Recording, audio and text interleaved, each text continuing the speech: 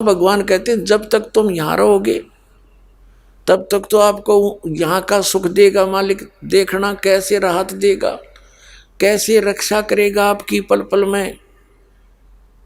आप सोच भी नहीं सकते ये काम भगवान, आप सोच नहीं सकते कि कोई आपत्ति आप पर आई ये ऐसे टलेगी जैसे परमात्मा टाल के दिखाओगे आपको। आप सोचते ही रह जाओगे हे भगवान सचमुच ये पहाड़ जैसा दुख और कैसे उठा कर रख दिया एक तरफ ने। इसलिए परमात्मा की खोज में लगे हुए थे हम, और हमें वो मिला नहीं।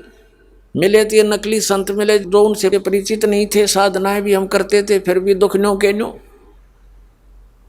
और अंत में इन नकलियों ने विधान बना दिया कि जो कर्म किया वो तो भोगना ही पड़ेगा, प्रारब्ध का भोग तो भोगना ही पड़ेगा।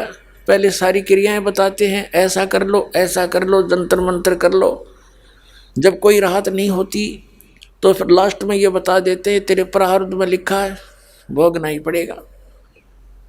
अरे भले आदमियों, जब आदमी दुखी होता है भगवान को खोजता है, किस लिए खोजता है कि एक पावर है, एक शक्ति है जो हमारे भाग्य में पाप कर्मों से दुख हो तो उसको नाश कर सके, इसलिए उसकी खोज कर रहे हैं। और यही बात इतनी फाइनल है, फिर क्या जरूरत है भक्ति की, क्या जरूरत है धक्के खाने की।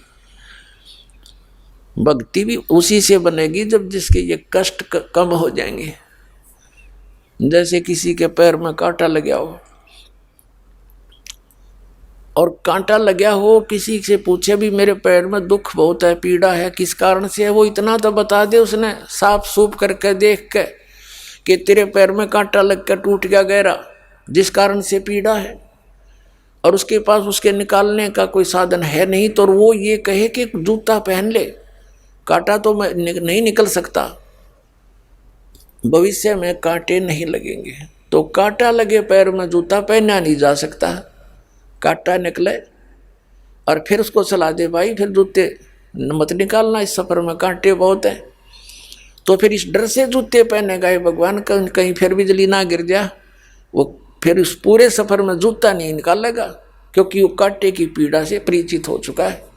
इसी प्रकार जिन पुण्यात्माओं के आज कर्म के कांटे इतने लग गए, बगैर जूतों के घूम रहे हम, बगैर जूतों का मतलब है सत साधना ना मिली, और सत साधना ना मिले तो राम नाम का जूता नहीं मिला, कोई प्रोटेक्शन करनिया नहीं पाया, मिला हमें। इतने कांटे लग गए पैरों में गिनती नहीं। अब उनको निकाला जाएगा, धीरे धीरे निकलेंगे, और फिर कहा जाएगा कि नियम भंग मत करना, भगवान की भक्ति मत छोड़ना। फिर देखना आजीवन भक्ति करेगा और डर के करेगा ही भगवान कहीं फिर से बिजली ना गिर जा, तो फिर वो राम नाम का जूता पहन सकता है। ना तो टेंशन हो रही है, 100 प्रकार की समस्याएं ऊपर कैर टूटा पड़ा है, फिर उनका भक्ति कर लेंगे तो भोगने पड़ेंगे, ओली भक्ति फिरता है।